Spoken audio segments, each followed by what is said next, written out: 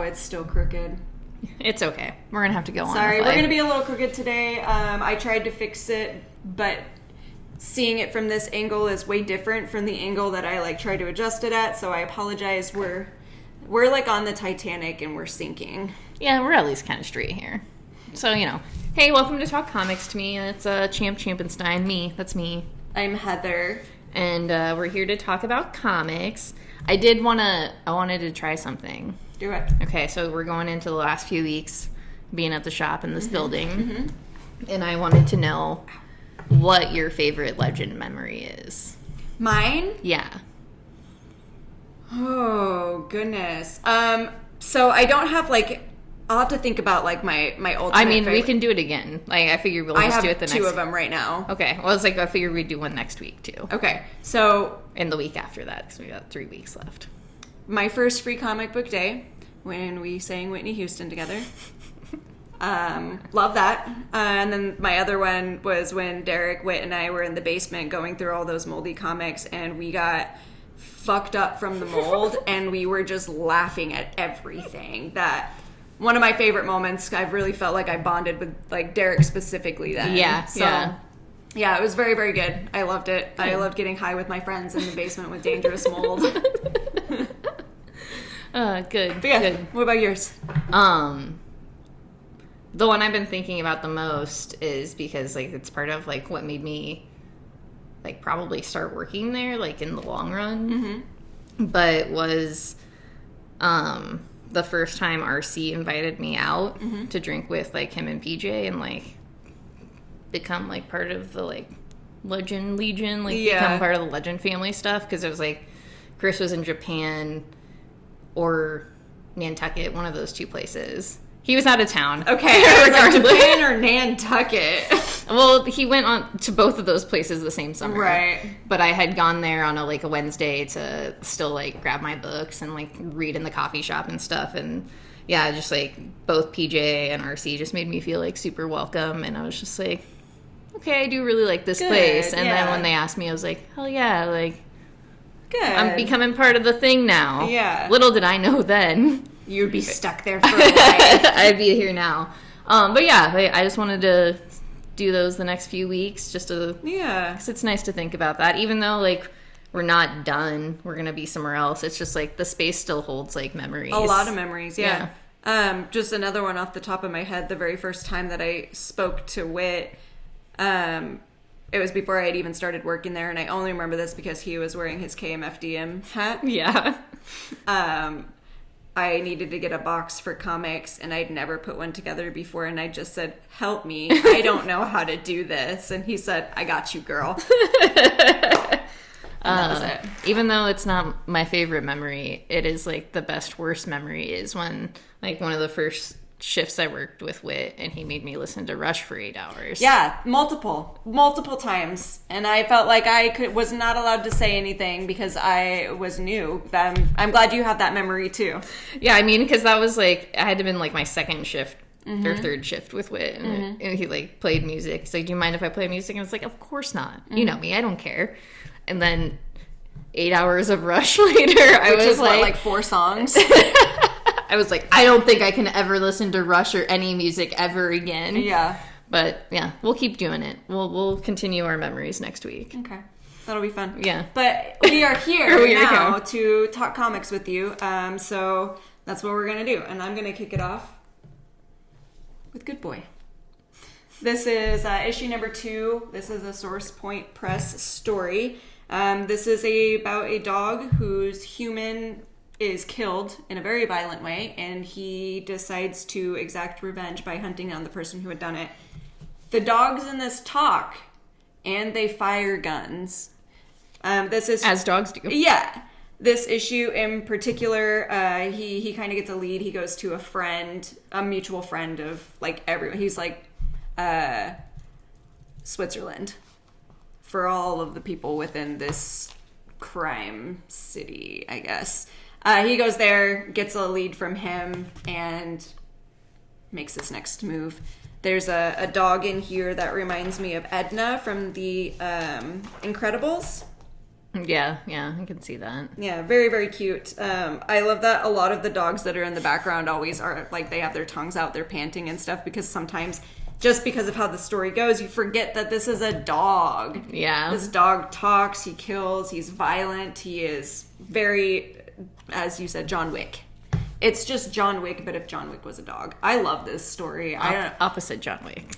Yes. Yeah, because his dog dies and he goes after that and he kills the young Greyjoy. Right? Yeah, I haven't seen John Wick in several years. Yeah, I just remember... And honestly, I feel like I kind of just blacked that movie out of my head because I was like, yeah, I watched it. That's fair. But yeah, so it's opposite John Wick. That's a good description of anything. It's really good. I enjoyed it. It's very silly, while also just having a very strong story. Yeah. I like that. Yeah, the lengths that you would go to protect your human. As a dog. Okay. The next couple of books I haven't read, and then one book I'm going to talk about I don't have. So this is volume 2 of Safe Sex. The first story arc finished in February of 2020, which, surprise, was almost 2 years ago. Yeah, this just so I don't know if you're like, oh yeah, that wasn't that long ago. It was almost 2 years ago. 2 fucking years, guys. Can you believe it? Yeah, so I haven't read this yet. I feel like I probably should go back and read the first story arc again since it's been so long. This also had come out a few weeks ago, but it just really flew under my radar in solicits. It was not solicited very well because I, for some reason, just thought it was still part of that first story arc. Yeah, we had talked about that because we read the first one, obviously, and then it's like they did with Tomorrow, where they put out like the first 2 issues and then released it as a trade, but like didn't say anything about it. So I had no idea that this was still part of that story, which is why I didn't bother with it. Yeah, so I am looking forward to reading this. I did really enjoy the first story arc of Safe Sex. So I will eventually get to it, but I did want to let anyone know if that it existed too, if you had the same thing as me, where you're just like, oh yeah, it's just part of the first thing, and then I was like, wait, the first story arc was only 6 issues. They wouldn't collect it in 3-issue trades. That doesn't make any sense. But it made sense at the time. Yeah, until I thought about how many issues there actually were. Yes. So yeah, it's a dumb, silly thing. Like I said, just bad soliciting. So this is my Jack Kirby collector. This is number 81. Eventually I'll read these, but I don't know. There's something, I don't know why I keep getting these. It's interesting. You like those kind of I do. periodicals, I guess. I don't know what else to call them. Your newspapers. I have my magazines. Your stories. Someday I'll read one of my magazines, but like Jack Kirby, so I don't think there's ever going to be anything that I don't like in there necessarily. Right. And then the next book I have is Apache Delivery Service. I had said I wouldn't get any more Matt Kint books since he did an NFT, held strong. I didn't want to talk about it because I read it off the wall. But it's him and Tyler Jenkins and Hillary Jenkins. So the art is really good, but it is about a Native American in Vietnam. It's kind of hard to describe without giving it all away, but it's there's just a lot of stuff happening. Does he deliver stuff? Yeah, he delivers stuff. Like dead bodies? Yeah. Yeah. Delivers bullets. That is one of the things that they do talk about. Okay. But yeah, I don't know, I told Heather earlier, and we've had this discussion before, it's just, I don't necessarily feel comfortable reading stories about Native people that are written by white people, or necessarily people who, I guess, don't have that experience. And if I'm wrong about any of that, please correct me. You just couldn't find any information. Yeah, I couldn't find any information. I couldn't find a review on this book even.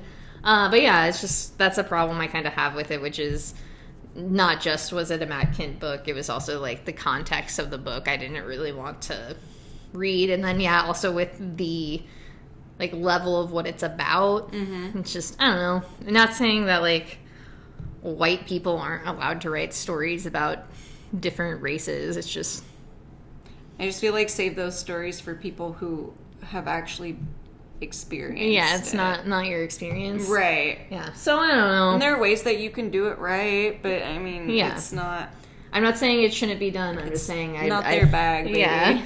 And if you disagree, please tell me. I don't mind either way. It is what it is. It's what I think. That's fair. My personal opinion. Sorry, I needed a drink of water. No, you're fine. I was just making sure that was the one you didn't have. Okay. Yes, so that was the one I didn't have, but now we have a book together. And this is called Daisy. This is Dark Horse. This is issue number 2 of 5. It's about a woman whose son went missing however many years ago, and so she's in this small town trying to find him. In the previous issue, she gets kind of betrayed by the sheriff of the town, and this goes into why she was betrayed, the story with her son, and then gives more background information on Daisy, who is part of this. They don't use the word cult in here. They refuse to, but I'm going to use that word because that's what it is. Because people who are in a cult never want to admit that they're in a cult. Yeah, and I think Daisy's also like in a different position, yes, for sure. So I do want to say this page, absolutely loved it. Yeah, no, the art in this book is incredible. Yeah, I really, really, really like this story. But the Daisy is one of the, I guess, like leaders, the voices of the God who speaks, and the other person is Father, who is teaching all these kids the ways of God. But there's a disconnect between the two of them that causes issues, and it is kind of addressed in here. Absolutely love this book. You know, it's really good. It's like it's not confusing, but oddly confusing. Yeah. Oh, mine's damaged. Oh, I'm sorry. Why would you give me? I didn't mean to. I mean, they were all like damaged in weird ways because there were some that, like, the first 3 were like all bent up there. There's so. dings. I don't actually. I'm so sorry.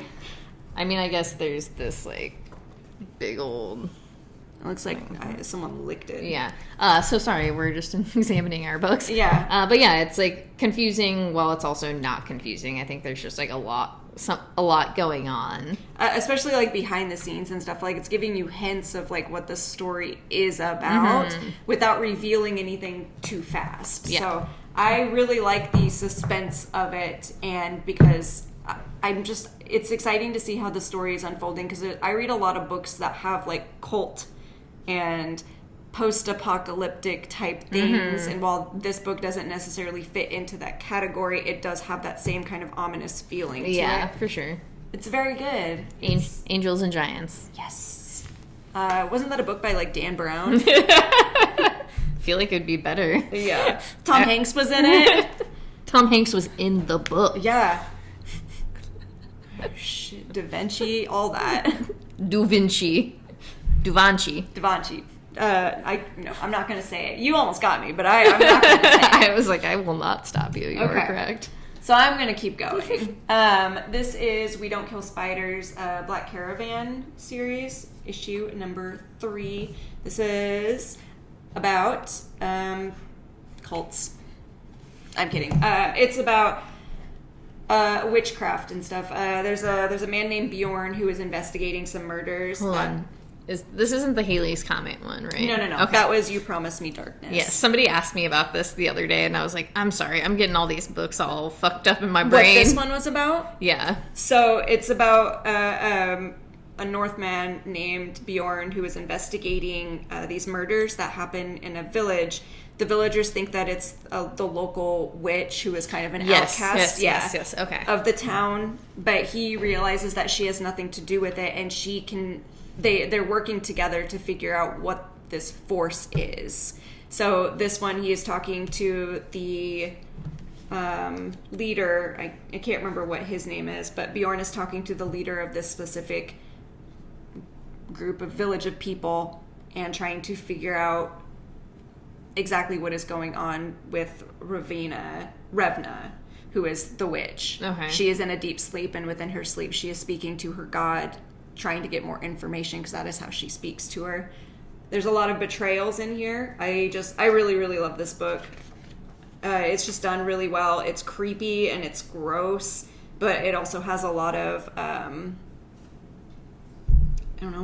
history and stuff you like. Yeah, like Norse culture and stuff. It just has a lot of good lore within it. Colors are really good too. Yeah, and this is her dream. Like, this is her when she's speaking to her god, and like that's her god. well, I don't want to say god, I'll say goddess, because I'm pretty sure that's what she is referred to as in here, but her group of witches worships spiders because of all the power that they hold. Wolf. Yeah, it's sick. But then this is a demon that they're interrogating. Yeah, it's very good. I enjoyed this quite a bit. I'm not sure how many issues this is supposed to be, but from how this issue sounded, it could be near its end, like maybe 5 issues, 6. I don't know. But if you like that kind of stuff, I would recommend it because it's not hard to follow. It's quite entertaining, and it looks great. Yeah, it looks good. Okay. I've got Stray Dogs Days. Dogs Days of Wars. Stray Dogs Dog Days. I like that cover. Yeah, it's very cute. It's the little horror movie variant. Scotty Young. No. So this is, I think, only going to be a couple issues from the way it sounds, but this takes the dogs from the first story arc and gives you like snippets of like how they ended up at the house. Oh, okay. Like each of them that were there before? Yeah. Okay. So I really enjoyed it. Once again, the art is really incredible, and it is funny and strange how... Is it the same team as the first story? Yeah. Okay. It's the same team. It's funny how they just, I don't know, like, make an intriguing story about animals in this way, like dog, like dogs in this way, and it's... Because each of the dogs does have, like, their own personality, for sure, like, even within that first story arc, but also here you're seeing more of that. Sorry, that was that monkey meat. Monkey meat. Right. Book preview. Look at all those dogs! Yeah, and at the end, there's a bunch of pictures of dogs. I should send them a picture of my dog. Yeah, I thought about it, but then I'm like, I don't need to send a picture of my dog. But yeah, I'm going to. I really, really enjoy this book. I think it's a lot of fun. I don't feel like you have to read the first story arc to like get what's going on here or like have fun. But I think this is something like if you wanted to pick up off the shelf to see if you would want to read the first one. It helps. It helps, but also like I don't know. I loved going into Stray Dogs so blind because that book like was so good, and I was not expecting it to be as good as it was. Right. Yeah, I think it's fun. I'm glad that they did this because my whole thing was like, I don't know how they're going to make something that's interesting after that first story arc because it is very like closed and shut. Right. And I don't know. They could do more, but it's just it's not necessary. Yeah, it's not necessary. I get it. You want to, but you don't have to. Sometimes you just gotta let things go. Right. No need to continue. Yeah. So this is Hellboy, say Bags of Bones. The Bones of Giants. This is issue number 3 of 4. Hellboy found Mjolnir, and a dude awakened the Frost Giant King Thrym. How do they spell it? Thrym. Dream. And yeah, it's just basically he comes to life and is eating villages, and like basically Mjolnir is like infecting Hellboy with the power, or I guess imbuing like Hellboy with like visions of like Thor, and he's kind of like not becoming Thor but having that like Thor. He's becoming Thor. So it's a lot of fun. I enjoy it. He's like a vessel for Thor? Yeah, kind of, but not really. Okay. Interesting. Yeah. I like it. I do too. I'm glad this was one I was like, yeah, I'll do it. Whatever. Right. Like, I like Hellboy. I know Hellboy enough to, like, jump into it. Doesn't matter. And yeah. It does not. Well, that's good. I'm glad you're enjoying it. Because, I mean, we discussed this last time over Hellboy, but I love those stories of theirs where you can just like jump in and read it without having like any previous knowledge of like what's going on, because each series that they put out it's just its own thing. As long as you know Hellboy, then you can enjoy it. Yeah, and the art's really great too. Yeah. Like, and it's, you know, it's very much like the art that like I always mispronounce his last name. Mignola. Mm-hmm. It's a lot like his art, but it's a completely different artist. Yeah, no, I was going to say that. That's crazy because I thought he did the art in that. Yeah, I think he does the covers. Maybe I'm wrong. I could be wrong on that. Nope, I'm wrong on that. Okay. So yeah, it all looks very similar. Yeah. It's cool. Cute. Okay. All right, so now we have Once and Future. This is number 23. This is pretty deep in, but if you have not heard us talk about it before, you're a fool. We love this book. This is an absolutely incredible book. I loved this issue a lot. God. So good. They introduce several new stories in here, and one of them absolutely destroyed me. The beanstalk one. Yeah, I was so pleased over that. Because when I was reading it, I was like, okay, I feel like I know where this is going, but then, yeah, I was right. That's exactly where it's. Yeah, so they introduce like 3 new stories. One of them is only hinted at, but it will become more clear as it goes on.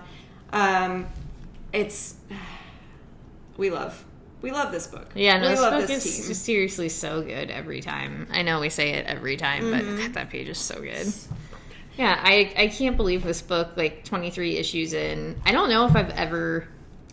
I know I've liked books this much, like this deep in, but like at no point have I ever been like, oh yeah, I don't really like that. I don't really want to read this. Like I am right. Like even Saga. Sometimes I was like, eh. I have never met an issue that I did not want to read or that I disliked by the end of it. Yeah, no shit. Yeah, every single one is just like, some of them are a little slower than others, but every single one, by the time it's over, it's like, whoa. That was incredible. I just keep thinking about that issue where they chopped off Boris Johnson's head. Like, that shit was wild. Yeah. Like, that shit was just, like, insane. Like, yeah, everything about this book is just so beautiful. Like, it's the art, like, Dan Mora and Tamara, like, we talk about this every time. It's just, like... blessings. That creative team is, like, insane. Like, how did 2 artists that are just, like, so oddly compatible, like... love it. Yeah. I love being on this world with both of them. Yeah, Kieran is just such a good writer, and so like so wide in like what he can do. The characters. We do this every single time, but it's just absolutely incredible. Please check it out if you haven't, because it will not let you down. It's got something for everyone in it, honestly. And if you're a fan of art at all, then you should be. Yeah, you'll love it. That's it. Okay. This is Odin's Eye. This is issue number 3. This is a Bad Idea book. Love this book. Absolutely love this book. This one was so incredible. In the previous issue, the main character, I can never remember her name. She is pretty much taken captive by this... The art in that book is just insane. It's so good. She is... I forgot. Oh, yeah. She is taken captive by a group of... Can I see this? Yeah. People that live in, like, the mountains. She is not the only one who had been taken captive from another village. Someone else had also been captured. So the priestess of this group is marrying them, like, not to each other, but to 2 other specific things from her religion, which all 3 of them have completely different gods, the ways they've been raised. But the thing with the main character here is she has been chosen by Odin to have for specific reasons. So in this, hot large lady, got big boobies. Yeah, hot, large, big-breasted woman. Yes. Yes. Odin gives her the ability to escape from these people, and she takes the other captive with her. They don't even speak the same language, but he protects her, which it was very, very sweet the way it happens, because he is in this book kind of portrayed as someone who Conan. He reminds me a lot of Conan, but in like the very unhinged way where he's just like a killing machine. But the thing of him here is anytime that she is anywhere near danger, he steps in the way to like protect her, because she is still a very young girl here. But yeah, they protect each other, and then they get to a point near the end. I'm going to show you because I thought it was really funny. Oh yeah, I saw that page. They're banging. And there's his wiener. I thought it was really funny. And the noises they're making. Yeah. But they end up escaping, and then it kind of obviously ends on like a cliffhanger, but they run into someone who was introduced in the very first book. So I absolutely love this book. I love the way... My greasy hands. I love the way that the story is told, because it's told in past tense. So it leads me to believe that like in the last issue you get to see where she ends up, and she's telling the story. It's really, really good. It's just a very good bad idea book. It's good. A very good one. Good. Yes. I do not mind paying the extra few dollars for it, and normally I do. I hate paying way too much for books. Art alone. Worth it. Oh, yeah, for sure. All right, I got a couple more books. So this is Winchester Mystery House. This is issue number 3. This is also a Source Point Press book. We love Source Point.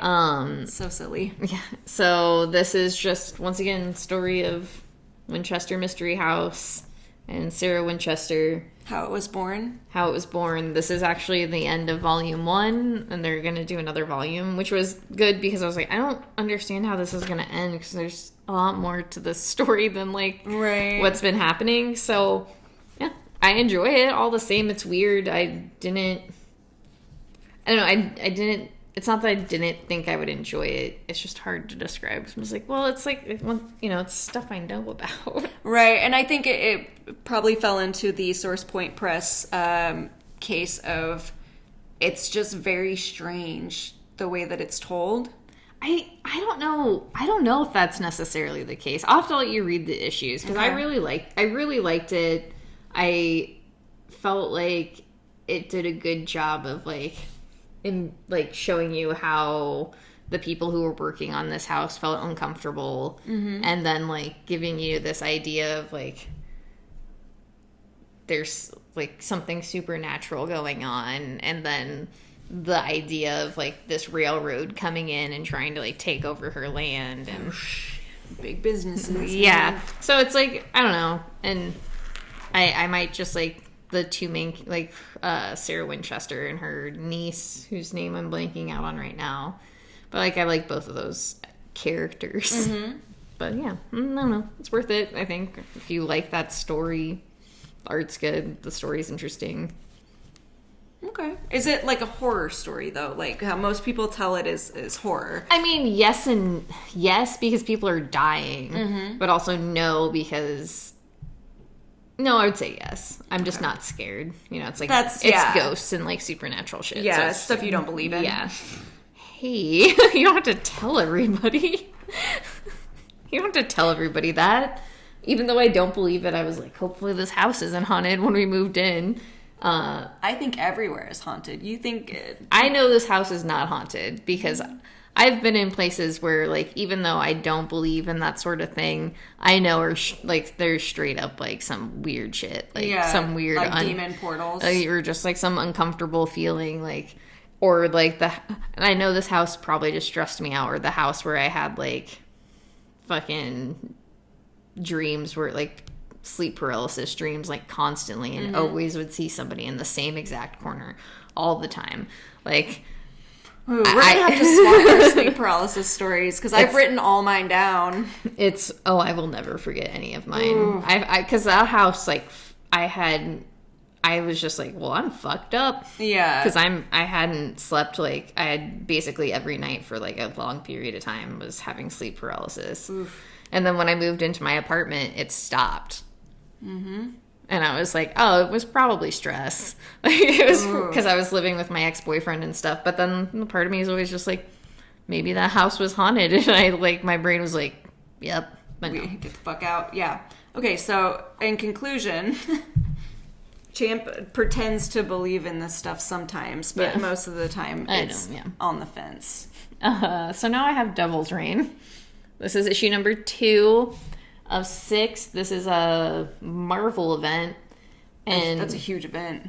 It is a huge event. There are the Fantastic Four is in it. Spider-Man's in it, but it's not Spider-Man, because if you're reading the main title Spider-Man, I guess there's a lot of stuff going on. So it's Ben Reilly Spider-Man, which I had no idea the first issue, and then this issue I was just who is that motherfucker? Because he takes off his mask, and then it was talking about how he's Ben Reilly and shit. Can I see? Yeah. But the art is so good. Geppetto's. Yeah, Geppetto's. Oh god, it is so good. But yeah, it's a good looking book. Kingpin Wilson Fisk is the mayor. He is trying to basically outlaw heroes, and Tony has decided that he wants to run against him to become mayor, and he's kind of like hanging out with a group of heroes: Luke Cage, Jessica Jones.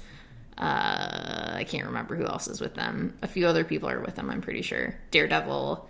And they're all like, hey, bro, you're just like another rich white dude. You probably should not run for mayor. Like, we think Luke has a better chance. And Tony Stark is not pleased. Well, no, because he's a rich white man. You can't tell him no. But yeah, so Kingpin has a plan. He's been trying to harness the power of Purple Man to take control of New York City to make sure that he can stay mayor without any problems. Doc Ock has been helping him with this, but also has his own plans. Elektra is dealing with some, I guess, sins of the past, if you will. And that's that. That's Devil's Reign. Okay. It's a fun book. I mean, like I said before, I just don't feel like it's anything that hasn't been done necessarily. Mm-hmm. Like, yes and no, you know? It looks good, that's all. Yeah, no, it looks very good. And I mean, I love Chip. I just hate events like this. Yeah, it is.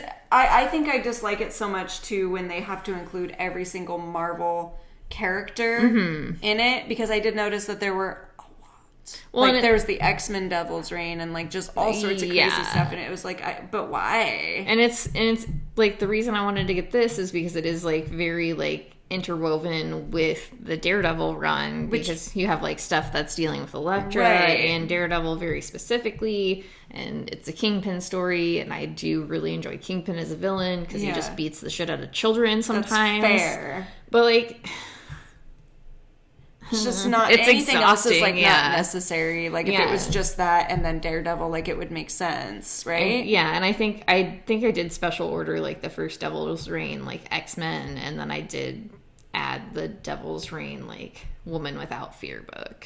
That was fair. I had considered that, even though I've never read any of it. It just looked really good. Yeah, I was just interested in how, because especially with what this is, it's, you know, Kingpin outlawing superheroes, so how I'm interested in that connection with the X-Men world enough to check out that first issue, but not necessarily enough to like stay on it. Yeah, I know it's only like 3 issues or something, but yeah, I get that. That makes sense. But yeah, then they have the villains one. Like there's several different like Devil's Reigns, like little 1 or 2 minis. Right. It's like stupid. Stop it.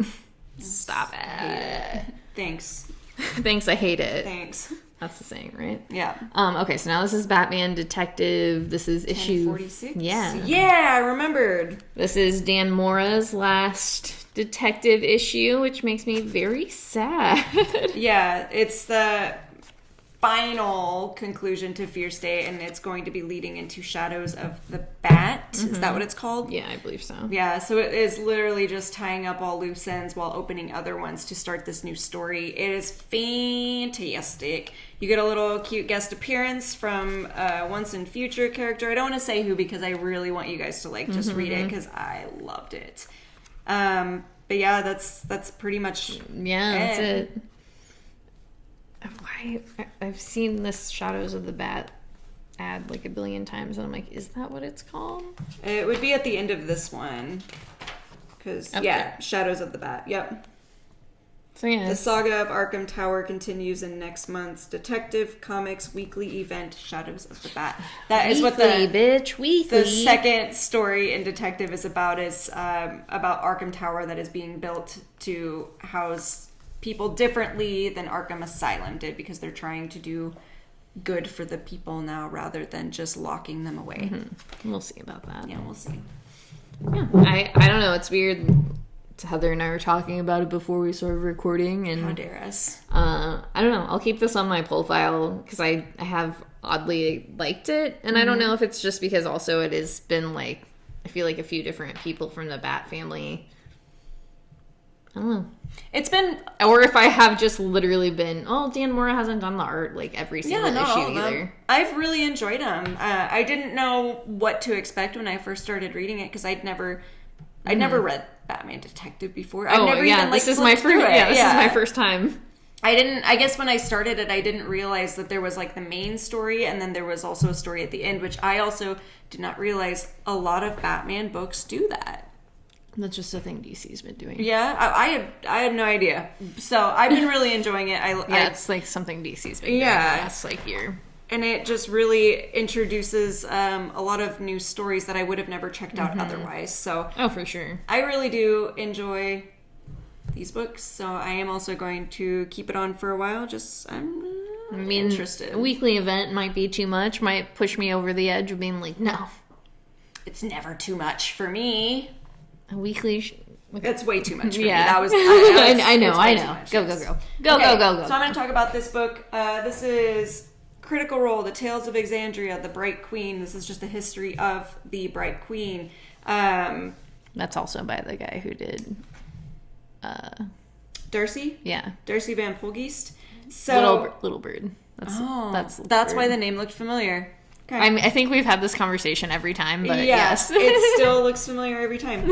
So this, if you don't know anything about the lore of Critical Role and the world of Exandria, then it's not going to make any sense to you. So I'm not going to talk too much about this, but if you are a fan of any of that, then I would recommend these books because it really goes more into the history of these characters in this world that has been built by Matthew Mercer and the crew.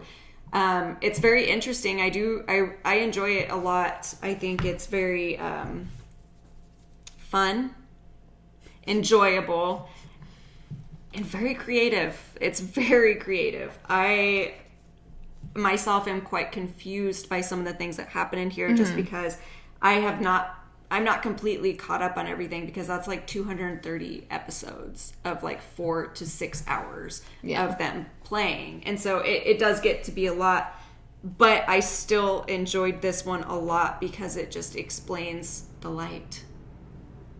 That's all I'm going to say.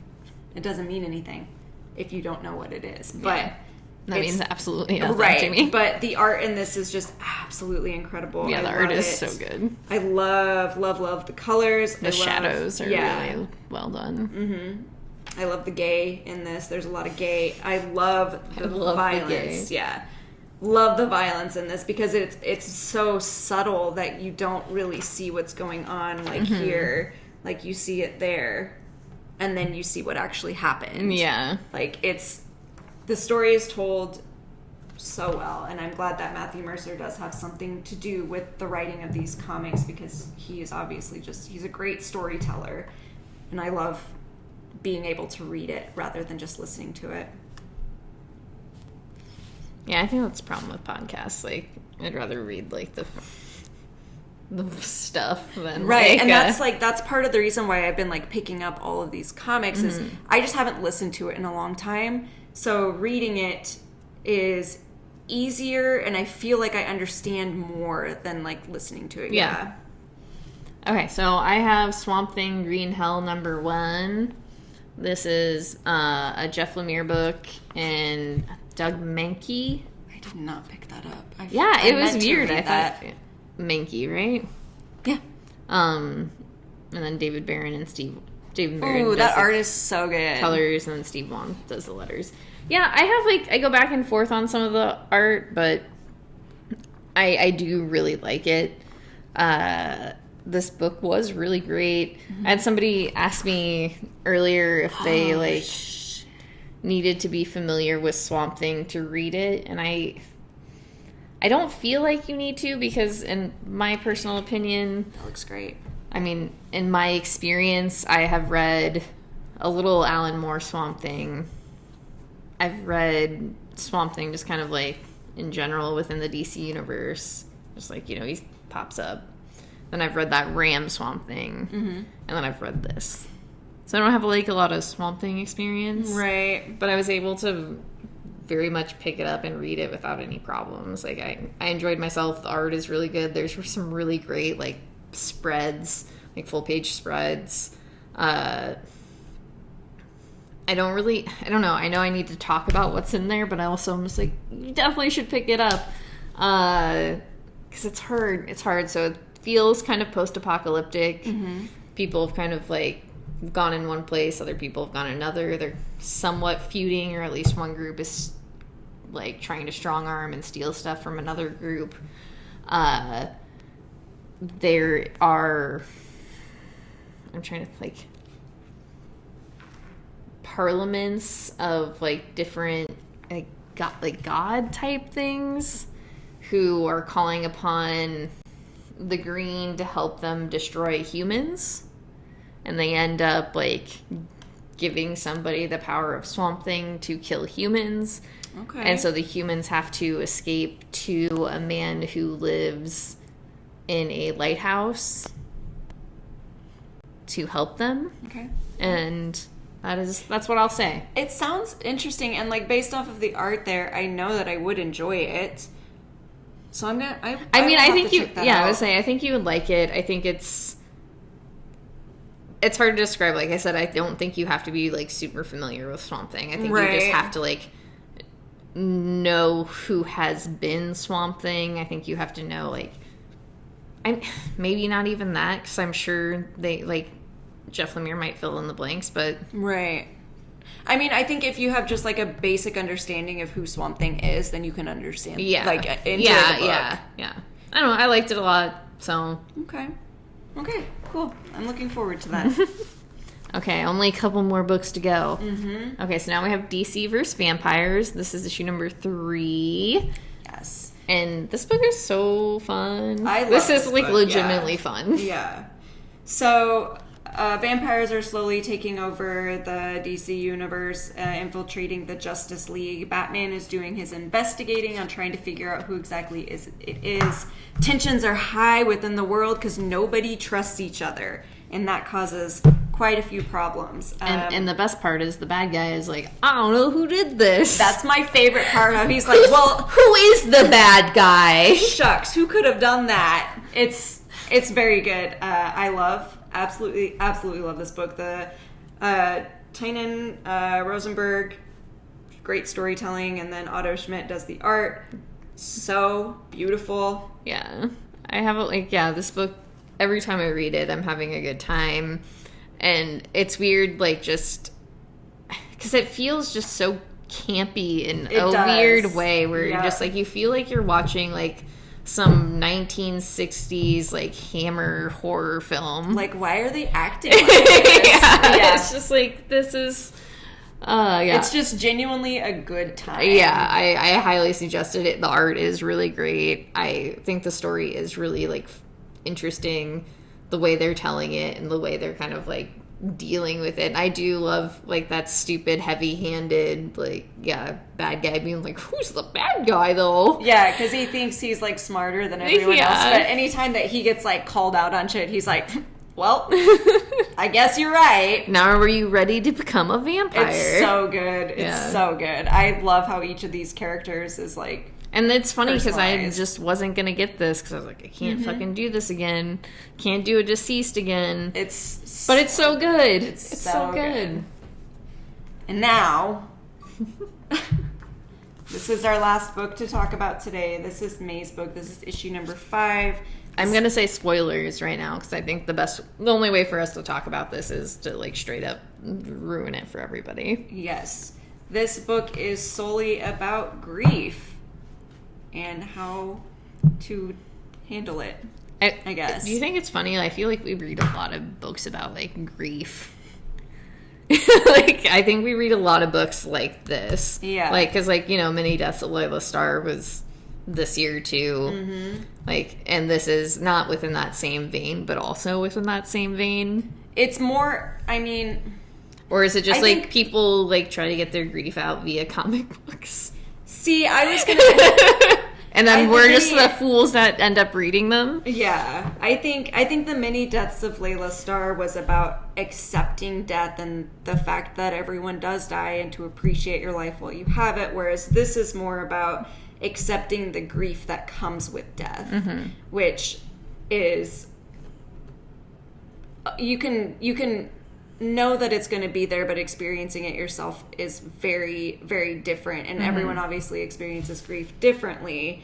And I don't know. I can't imagine what it's like to lose a kid. Oh, yeah, no. That's a joke. Yes. In a different sense. But yeah, no, this is about a father's grief and how can he move forward from it when he hasn't even accepted the fact that she is gone. I mean, I think too, it's also about how grief controls you. Yes. How it controls like your ability to just live your life and experience life, and how you disconnect from those things because all you want to feel or be is like with this human being again. And then the idea of the maze too is also very much like intertwined with that, because that is what grief is. It is a maze. You have to find your way through that maze to find yourself again, or find that little semblance of happiness. Like, because you don't want to be happy once you lose somebody, because, right. You know, like, I think the biggest problem with, like, life and death and how we view all of these things is, like, we can't be happy when somebody dies, because we're not, you know, but you can't necessarily, like, let it just eat you alive and never escape it until, like, you have no choice. But, like, you know, like, you have those memories of people. And once again, like, going back to, like, many deaths, you just have to, like, live with those, like, memories and those things that just, like, are meaningful to you so you can move on. And I just, yeah, like, that's what I loved about this book. I loved that, like, message where his daughter was very much like, you have to let go. Yeah. Like, you can't keep holding on, because if you don't let go, you're going to be stuck here. Yeah. And you're not going to do it. You're not going to be anything. You're not going to do anything. You need to just... That's what I was going to say. My favorite line in this book is, but if you stay here now, you'll never be anything else. That's where I just started, like, crying at work, because it just destroyed me. Because, of course, you don't want to continue living your life when that person is no longer there. But you have to. Mm-hmm.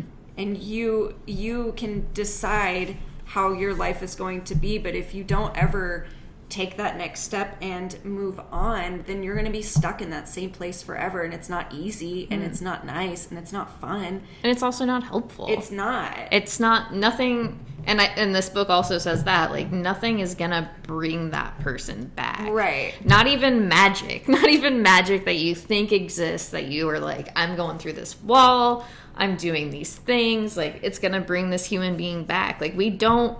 I'm gonna say this in, like, the most, like, terrible ways. Like, we don't live in a comic book world. You know, we don't live in the DC and Marvel universe. When we lose someone, like, they're gone. They're not coming back. And, yeah, it's just... I love this book. I like the acceptance of it. Really got me, because I thought for sure that he was going to find her, and then, but for it to be just like a whole, like, hypothetical situation, and then him just being like, yeah, you're right, I need to, it's been this long, I need to move on, because if I'm going the way that I'm going now, then I'm soon going to be with you, and then everything was just for nothing. Yeah. I love this book. I do. Like, I think we once again have this conversation a lot, or we say this a lot. I think if you have dealt with death or grief, I think this book would be, like, a very almost cathartic way to look at it, like, or go through it. And, like, because it is one of those things where sometimes you need that little extra, like, push, because it's not easy. Like, losing someone isn't easy. Losing anything isn't easy. And being able to deal with that, continue living and seeing the silver linings and, like, who matters and what matters is, like, you know, the most important thing. Sorry. Those kind of books just hit really, really hard for many, many reasons. I think I don't know. It's just really good. It's really good. I think it has a really good message. The story is told really well.